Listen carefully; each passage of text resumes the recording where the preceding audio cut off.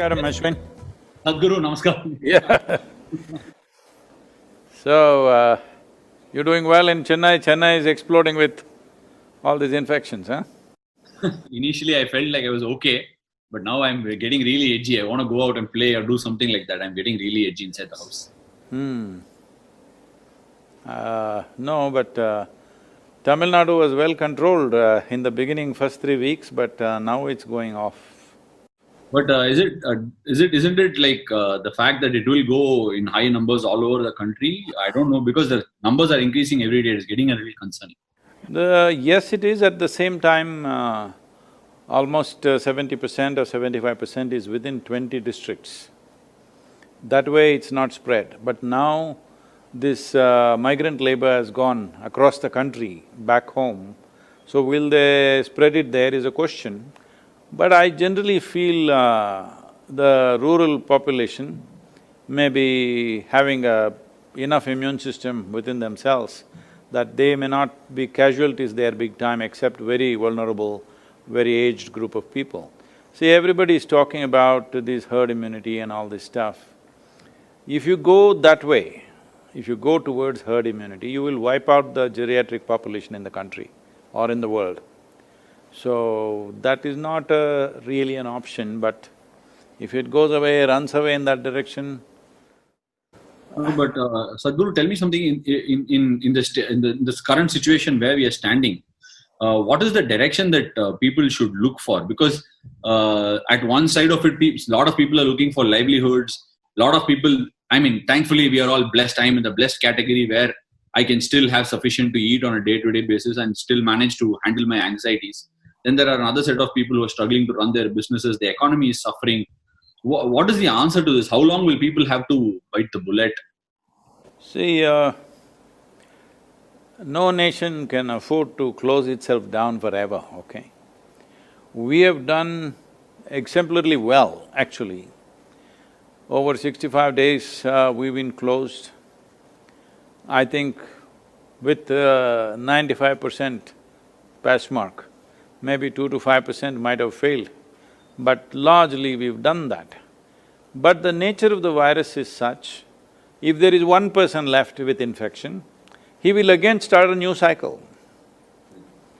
That's how it is, because even if you have been infected once and you come out negative later, still you're vulnerable to infection.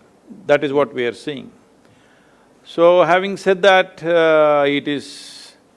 unfortunately, maybe in the end we only have to think of herd immunity, but that will be a terrible thing because our parents, grandparents will all get wiped out. That's what it means. So, there is… see, there is no clear voice from the scientific community anywhere in the world to say this is the nature of this virus, we can do this. There is no clear voice about that because nobody has figured out what exactly it is. There is still debates going on.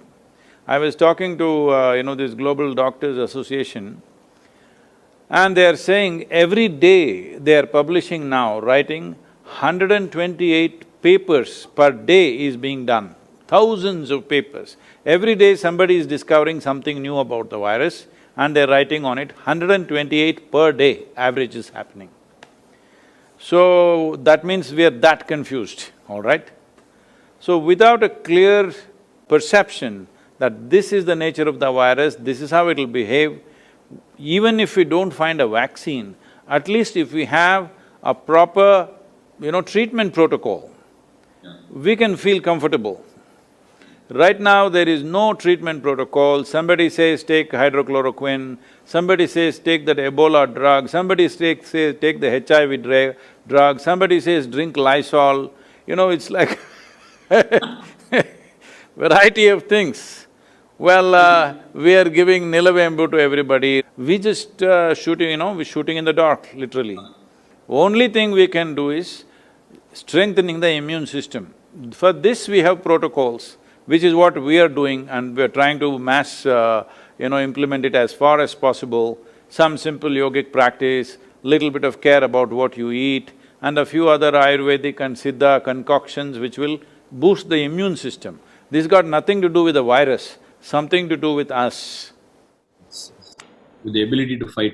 Sadhguru, just one more question I've been wanting to ask, and I seem to find it very difficult to get answers very clearly. You can ask me any question, don't throw me carom ball and all, I'll hit it for a 6, be careful.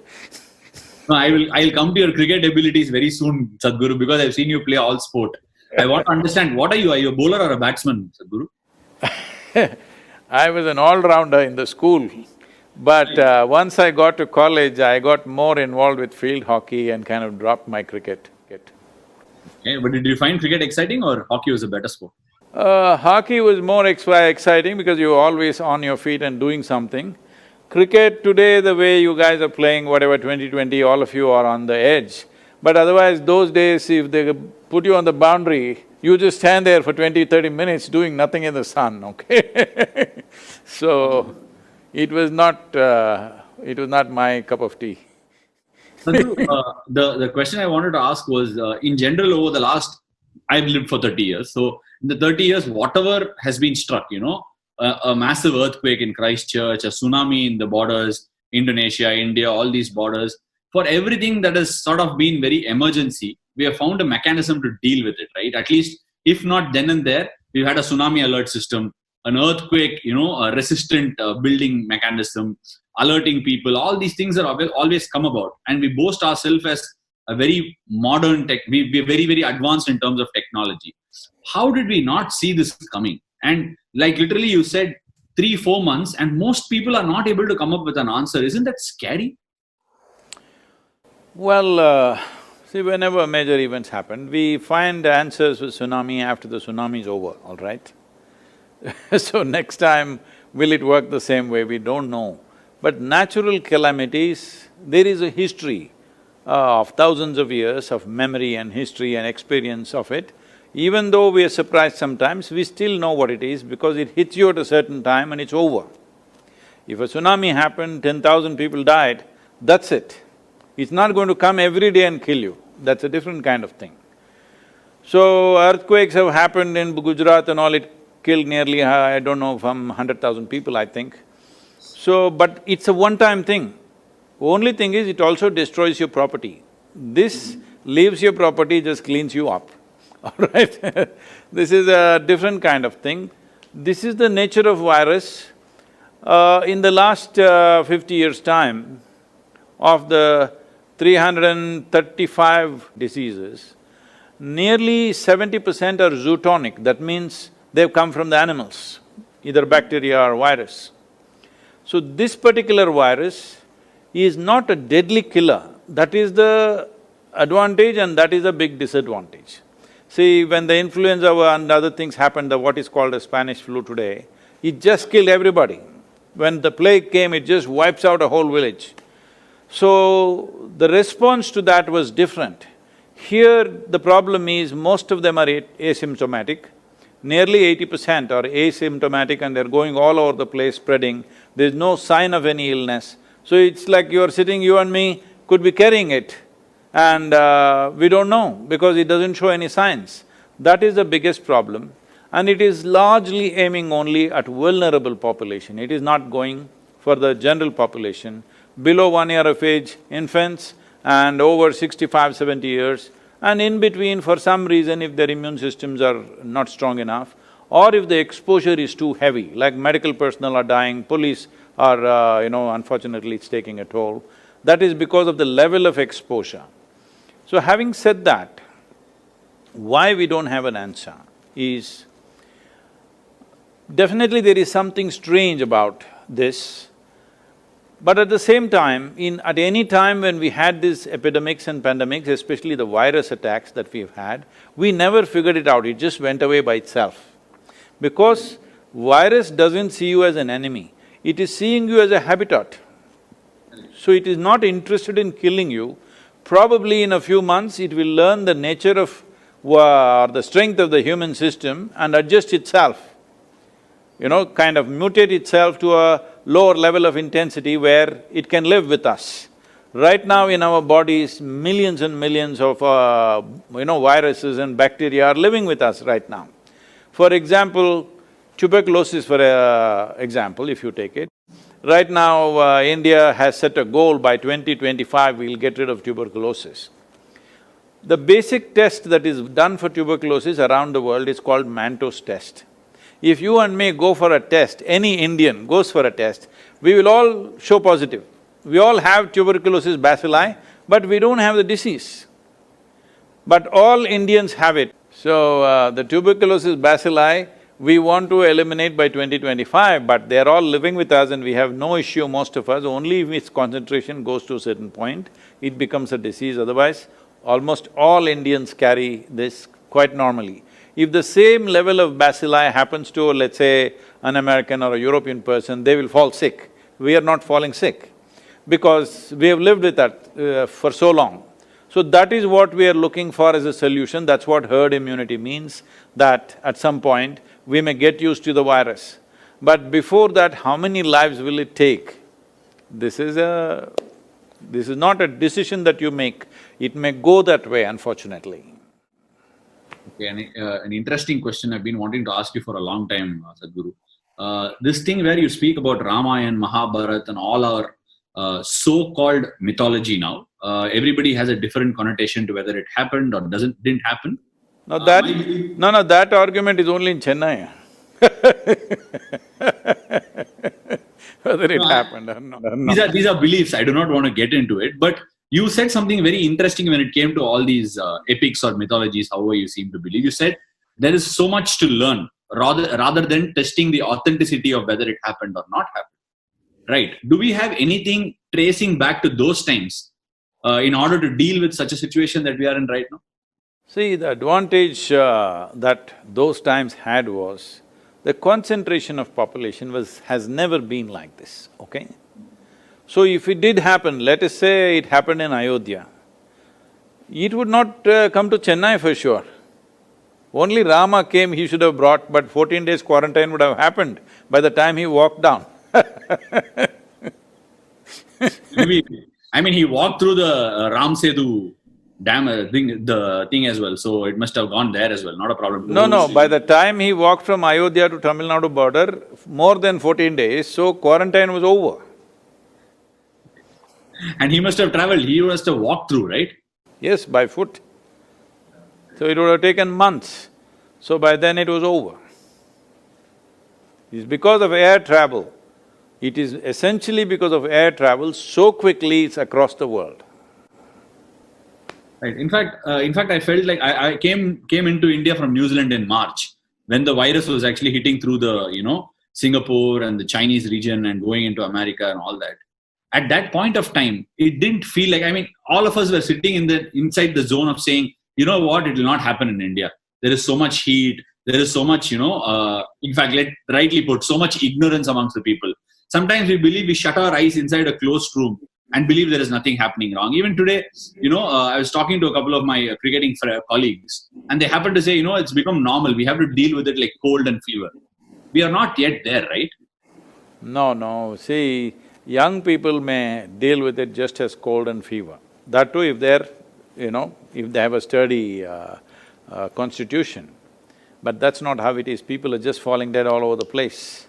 When nearly 500,000 people have died, you can't say it's cold and fever. But at the same time, every year, influenza in America kills 50,000–60,000 people, like this. But this is not going to pass like that virus. This can continue and come back in waves and waves. It is possible, but we still don't know. I have a gut feeling in India, by mid-September, towards the end of September, it will be largely gone and our economic activity will be back to normal. It may not be where it was a few months ago, but in terms of activity, it will be back. But I have no data, not an iota of data to support my gut feeling. There's no data. Now, gut feeling is the best feeling that we all can have in terms of reassurance. But just on another note, Sadhguru, I saw some article and some video where I'm sure you're aware of Leonardo DiCaprio, who's doing a lot of things with regards to climate change. He had put out a tweet and an Instagram post saying a lot of people who have been affected by pollution over the years are tending to receive this virus in a very, very, detrimental fashion. Is this virus in any way a relation of what we have done? You said there is something funny about it. Any relation to what we have done to the environment and how we have, just polluted and populated it all over the place? Is it our doing? Population is definitely our doing. Pollution is also our doing. All right, is there any doubt about it? No. Anything other than that, environmentally, how we have, not respected nature over the years? See, right now, one of the major reasons why people are dying because of the virus is hypoxia. That means not enough oxygen in the system, so lungs collapse after some time, whatever happens, other systems fail. In a way, if you're living in an Indian city, or let's say any big city, particularly Indian cities, in many ways you are heading towards hypoxia if you just travel on the, let's say Chennai, Mumbai, Bangalore roads for 1 or 2 hours every day, in open, suppose your car is not air-conditioned and you're open, like on a two-wheeler or you're just walking, then definitely the oxygen levels in your blood will be lower than what it should be. So definitely you are moving into that vulnerable population region. Maybe not necessarily, but you're in the direction at least, for sure. It may vary from individual to individual, but when you live in this kind of atmosphere where oxygen levels are low, carbon monoxide and other particulate matter is heavy, definitely your pulmonary system is not at the same level as it should be. So you are becoming a vulnerable population. Even now you're seeing almost 70% of the cases are just in 5-6 cities in the country probably, about 10 to 12 cities maximum. Rest of the country doesn't have it, the rural population doesn't really have it. And one more thing that I've constantly been telling in the ashram, everybody is practicing right now, is to stay in touch with the earth. If you stay in touch with the earth, your immune system is always many times stronger than other people. So this is one of the treatments we do for all the patients who come. I must tell you this situation. We used to… earlier, now we are calling it Rejuvenation Center, but at one time we used to call this Isha Yogic Hospital. There was a hospital. So about 10-12 doctors from Michigan area, from the Ford medical system, they came here because they were very interested in the yogic hospital. So I couldn't meet them, they were here for about 3 days and I'm talking many years ago, like about 22 years ago or so. So they came and after the third day, it seems they got very angry, they called me in the morning and said, Sadhguru, their doctors are all very upset, they want to leave right away. I said, what is the issue? We said, we don't know, they're screaming and yelling. I went to meet them. Then I said, what is the problem? They said, you said there is a yogic hospital. We walked around everywhere in the center, there is no hospital here. Oh, I said, okay, your idea of a hospital is that there must be beds, people must be lying down, somebody must be serving them. If you provide that kind of hospitality, nobody will get well. See, children always like to fall sick. How old are your children, huh? They're about 5 and 3.5. Yeah, that 3.5 guy, watch him, because they like to fall sick. Because when they are sick, everybody does mo, poo, poo, poo, poo and all that. They love it, okay? Every child learns at an early age that if you are unwell, if you are miserable, if you cry, you get lots of attention. If you're happy, joyful, screaming and you're dancing around, you don't get attention. This is a thing that every family has to change. So I said, no, that's not the way it is. I had about 110 people on that day who are going through some treatments. I said, see, in this hospital, we wake them at 5 o'clock, 5:30 they have to be there for the sadhana, 8 o'clock sadhana is over, then I put them to work in the garden or in the kitchen or somewhere else where they have to use their hands and everything, and they may get little more rest than others, that's it, they're under medication and practices, but they have to be involved, and especially with the earth, they must be involved. Then I took them around and made them meet all the people who were working in the garden. Our patients were all working hard. So they will want to get well if you make them work hard, always. Because you said that you need to be in touch with earth, I'm asking this. There are two schools of medical treatment, it's not two, maybe more than that. But off late I'm getting attached to this sort of theory where the body knows to treat itself. Are we over-treating ourselves because we get an influenza or a virus? Is there a tendency that we over-treat our body and kind of misguide it? I would say I cannot comment about you as an individual, but as a human population, this generation of people, are we over-treating? 100%, we are over-treating. We are overdoing everything. In the sense, right now, the pharmaceutical industry is bigger than the food industry, I think. Am I right? It I must think be. it It is is. on becoming the biggest right now. Yeah. The largest industry is arms and armaments. Second largest is pharmaceuticals. The third one is alcohol and tobacco and these things put together. So one is a clear death, another takes you towards it, another pretends to get you back. Having said that, I am not trying to discount the impact of modern medicine. You and me are alive today, probably only because of modern medicine. Otherwise, small things could have killed us. Average life expectancy of an Indian was 28 years in 1947. Today it is 73 or 74, which is a significant achievement for the nation. But that's not happened without vaccines and things like that. Otherwise, anything, smallpox, this, that could have killed us. So, our life, we owe it to modern medicine, there's no question. But in present conditions, at the level of concentration of populations that we have, without modern medicine, I don't think we can survive. Without pharmaceuticals, you cannot survive. There was a time when people lived in nature, there was substantial space for every human being, then it was possible to just eat some leaves or eat some fruit or just fast for 2 days and get well, all this. Even now you can do if you're maintaining your lifestyle like that. But every day you're out in the town, meeting 1,000 people and mixing with people, then if something catches up, then you better take some medicine, otherwise it'll be risky. Sadhguru, another important thing as far as I was concerned, I was very enamored by the whole thing of Kaveri calling, right? And you explained in detail about what Kaveri calling is and how much of deforestation has happened, and we need to reforest them to get the land back. Water needs to be, the land needs to have the ability to hold the water on and all that sort of stuff.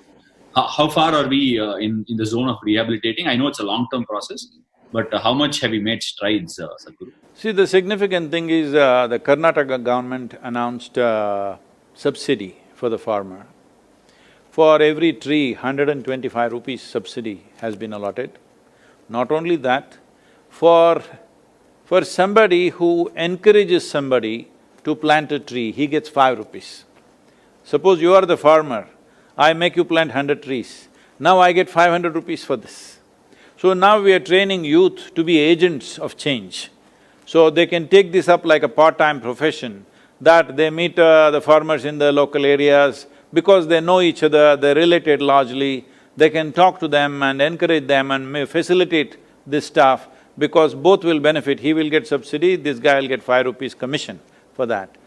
So this process is already on. This monsoon we were to go full on, but now we are like little slowed down. But still, I think in Karnataka we are planting about somewhere around 70 lakhs or 72 lakh saplings, which already farmers have been booked for. So this is a comprehensive thing, that it is a combination of trees so that the land rejuvenates. Right now UNCCD is very concerned about India because our soil is dying. See, when we say soil, we are just talking about largely 39 inches of topsoil. On an average in the world, there is 39 inches of topsoil. Almost all life happens in this 39 because of this 39 inches of soil. Tamil Nadu and southern India largely considered a blessed land because where we are right now, we have nearly 18 to 20 feet of topsoil, which is a fantastic thing. This is the reason why agriculture has been on here for over 12,000 years or so. There is history of agriculture, because in some places here, not so in southern Tamil Nadu probably, but in this part, western and northern part of Tamil Nadu, 15 to 20 feet of topsoil, this is extremely rich place that way. See, we may think Richness means we struck oil, gold, diamond, this one, that one. But for the next generation, if you want the next generation to live a rich life, when I say a rich life, I'm not talking about your stock market or your bank balance or something like this. Well, clean air, pure water, nutritious food, and life is throbbing within you, this is a rich life. Rest of it is just, accessories to life. The real life is in this, how wonderfully a man can function, a human being can function, simply depends upon how pure is the air, how clean is the water, how nutritious is the food that you consume. If there is no strength in the soil, right now nearly 42% of Tamil Nadu soil has been declared as fallow. That means it's becoming desert. So there is a whole movement to stop this desertification, but nothing much has happened on the ground. Too much talk has happened, conferences have happened, papers have been written, but on the ground, this is where Kaveri calling came in. For that, so many people are protesting against that. Do you know this? They're all located in Chennai only. They are saying it's dangerous to plant this many trees. Can you believe that? They're saying it's dangerous. Before these people came or I came or you came, what was here on this land? This land was all trees. So how does it become dangerous to put back the trees? Simply because they're only looking at it in some way, because there is no money in this, that's their problem, I think. Because in every ecological thing, conference, go here, go there, there is money. Now action on the ground, there is no money, you have to spend from your pockets. So, nobody is interested in this. But Karnataka government has taken the policy changes very quickly and very, very responsive. On the ground, things will happen there for sure. It should have happened much larger. We were preparing for a very big during the monsoon, but now we've kind of toned it down a little bit because we don't know when it'll become safe for our volunteers to go village to village, meet people, do these things. We are not sure about that yet. It doesn't look like… Monsoon is about to start, already pre-monsoon showers are coming here. So anytime monsoon will start pouring within the next week's time. So we are still not ready because we don't want to send young people out there and suppose somebody, these are all dedicated people, we don't want to kill them, they're willing to give their lives, that doesn't mean we can take their lives, all right? So because of that, we've slowed down a little bit, but still over 70 lakh saplings will go. See, we must understand this, the difference between this and afforestation is that this is going into farmland, private land. That means they will take care of it because it's their commercial interest. That is the fundamental difference that I've been trying to beat it into everybody's heads, but after talking for hours, in the end they ask, where is the land? Really, I've just been seeing in various places I've been going and speaking to people who hold responsible positions. After explaining everything for 1 hour, in the end ask, all this is fantastic, Sadhguru, but where is the land? The land is in the hands of the farmer. Only if you make it lucrative for him, you can put back these trees, otherwise you will only talk about it. We have a lot of this discussion on farmers, right? Every year, pre-monsoon, post-monsoon, we hear small stories of farmers committing suicides, farmers struggling to pay off the debts. All these things are a regular feature. But aren't these people that are the ones that are putting food on our plate? Should we, like, for example, say like an engineering or a medicine, where we, put children into it, promote the industry and make it a bigger industry? Is it time for us all to invest and say our children must feel agriculture is attractive? Has the time come really? 100% that needs to happen. If that doesn't happen, there's no food security for this country. Right now, we've taken some kind of rudimentary surveys. What I see is, not even 2% of the farm community want their children to go into farming. That is what it is. So in another 25 years, when this generation passes, who will grow food for you? Right now in this country, there are nearly 65% of the population who know how to conduct this magic of turning mud into food. Not a simple thing. But you're an engineering graduate, isn't it? I'll tell you, you come here, I'll give you 10 acres of good land, very fertile land. Grow 10 varieties of crops and show me, you will see it'll be a total failure. Even if you are an MSc in agriculture, still you will be a failure, generally, except a very few who come from that community, who know how to do this. Because the farmer looks illiterate, people think it's some silly thing to do. It is not, it is a very complex and very time-sensitive operations, the way it is done, the farming. Because the guy looks undernourished and badly dressed, we think it's something not important. You and me are eating only because of him. And it's not a small achievement. One of the greatest achievements of this nation is, we are managing to provide food for 1.4 billion people without any major imports of food. There's no any major import of food, actually, we're exporting a little bit, a few small things are coming in. But generally, we are able to provide. See, even in a situation like this, right now this virus situation, even now, during this pandemic, we have enough food.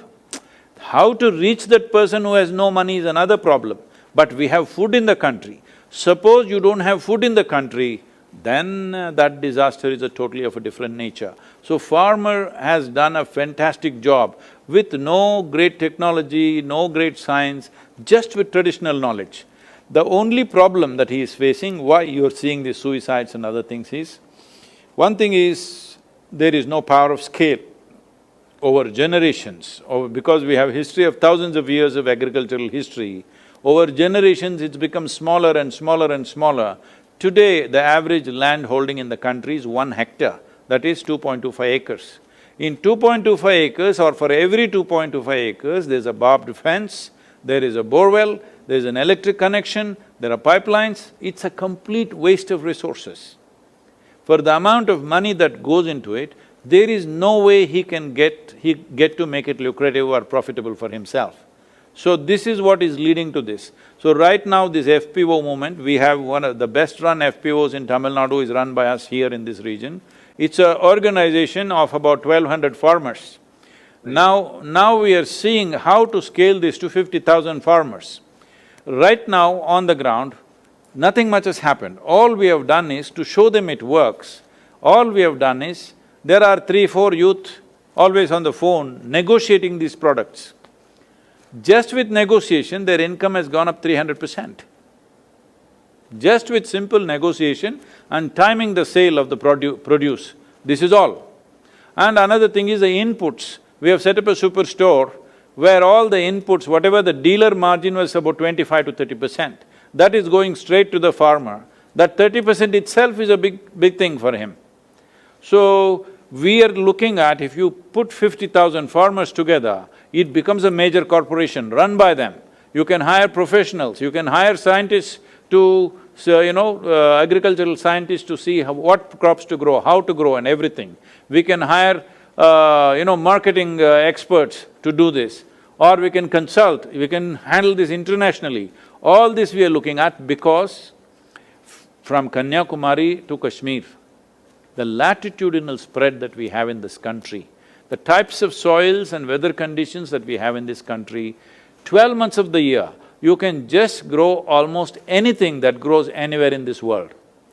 And if we handle this capacity, this latitudinal spread, and 65% still being capable of doing farming, if we handle this right, then we can become the breadbasket of the world. But right now, we have laws like this, that, this compulsory school education is killing the farming, totally. Every child goes to school, by the time he comes to till 10th standard, he need not pass, he just keeps going. Without learning 2+2, millions of them have reached 9th, 10th standard. Only in 10th standard he gets filtered. By then, he is physically not competent to work in the farm, mentally completely in a different way. He thinks he's educated just because he's gone to school. So, we are completely destroying the future of farming in this country. It is time educated people invest and invest their children in the farming, because it can be done in a very good way, there is enough science and technology. What is lacking is scale. Scale can be achieved by bringing them together as a farmer-producer organization. There were many tax and other things which we got relaxed now. See, for example, if you are a farmer, how much ever you earn, there's no tax for you. But if 10 of us farmers got together and made an FPO, then there is 30% income tax. So why will we come together? You're ensuring we don't come together. So I appealed to the Prime Minister and he relaxed up to 100 crores earning, there is no tax. But now I'm pushing why 100 crore limit? If farming has to survive in this country, you cannot give teachings, you cannot run agricultural institutions. All you have to do is make it lucrative. If it's lucrative, it will survive. Sadhguru, forgive my ignorance if this question is not pertinent, but if you take a look at big communities in India right now, one is the movie industry is big. I'm not well versed with the movie industry. The cricket industry is really large. But so when I speak about the cricket industry, until Kapil Dev lifted the 1983 World Cup, and later on when Sachin Tendulkar came into play for the country, the game was largely not money driven. It was telecasted free of cost on TV. Then the TV rights came and the players started earning more. Is there a possibility, the way you're saying how large a scale this agriculture is there a possibility that such people can come into the mix and make this a really large and phenomenal industry? Is there a possibility? Yes, what else do you think I'm doing? That's what I'm trying to do. We are putting our energies behind it, we are raising money for this, and above all, giving a voice to it. See, right now, because you mentioned the word suicide, suicide in not some… See, individual people unfortunately will commit suicide for a variety of reasons.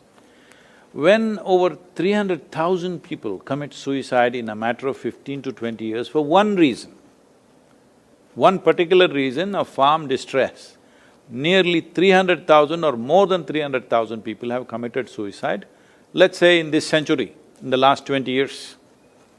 It's actually in about 15, 16 years, let's say 20 years. Because some people will always debate, no, that guy died because he had family issues, this, that they're saying. But I'm asking you, usually the explanation is, that's because he couldn't pay his bank loan, he killed himself, this happened, that happened. I'm asking you, suppose you are a farmer, you have a rich soil and abundant water, no matter what is your situation, would you commit suicide? Or would I commit suicide? Definitely not. Right now, the distress is the soil is so poor. Soil is so poor. Why did it become poor? You can keep the soil rich only by putting organic content into it. See, soil is full of life. If you… I don't know if you've been in a rainforest or, in southern India itself, in Western Ghats, if you go inside the forest, just pick it up like this, you will see it's bursting with life, the soil. That's how it should be. But right now it is plowed and left open for 8, 9 months. It's really dead. First 9, 10 inches, 12 inches where the crop goes is completely dead. Whenever you fly from Chennai to Delhi, now you're in the Delhi team, I heard, so you have to fly Chennai to Delhi, every 5 minutes look out of the window. You will see India looks like a brown desert, except a few green patches here and there. Most of it is a brown desert because these are all agricultural lands. When there is no crop, they're just plowed and left open to kill the soil. So this kind of practices we have come to because we saw Europeans doing massive, industry like farming. But now they've all changed, but we didn't change. We are still doing the same thing. It is very important. See, suppose you grow 1 ton of, let's say, sugarcane or paddy or whatever from the soil, what you have taken out is 1 ton of topsoil, isn't it? Yeah. You have to put it back. How can you put it back? The only way is leaves from the trees or animal waste. Trees are gone long time ago. In Kaveri Basin, 87% of the tree cover has been removed in the last 70 years. And animals are all traveling abroad. There are no animals on the farm. People think tractor will do it, tractor will plow it, but tractor will not enrich the soil as animals would. Animals would work also and enrich the soil also. But now they're all gone, people thought they're useless, and we are thinking just by putting salts, everything will be okay. For all those people who don't understand what I'm saying, in our meal, in southern Indian meal, without salt we are not eating any food. Little bit of salt and so many other things. Instead of that, make it 90% salt and 10% whatever else you want to eat. One meal if you eat like that, you will understand what you are doing to this soil and to this country. Okay.